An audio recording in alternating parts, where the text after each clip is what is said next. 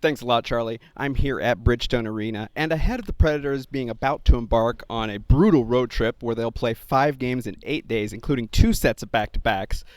First, they had to take care of business against one of the worst teams in the NHL, the Montreal Canadiens, and Nashville, for once, was actually able to easily answer that bell.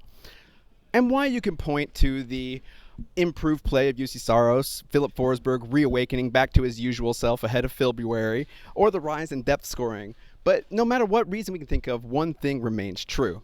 The offense feels like it's finally starting to click, and that's the topic of tonight's One Big Stat. The Nashville Predators have now scored a whopping 14 goals in their last 3 games.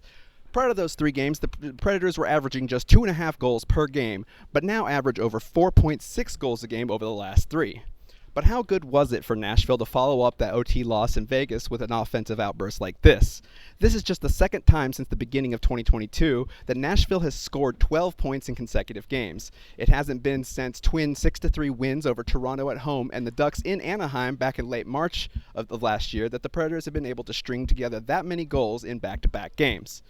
Now, while it's true that 12 of the 14 goals in the last 3 games came against basement-dwelling teams like Montreal and Chicago, this is still a promising sign for Nashville.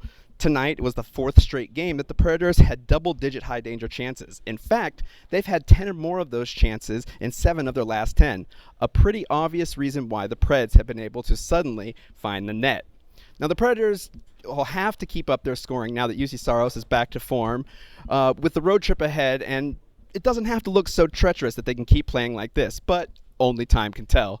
So let's hope that the Predators get back to Bridgestone late next week with a few more games in the win column when they return. And that's tonight's One Big Stat.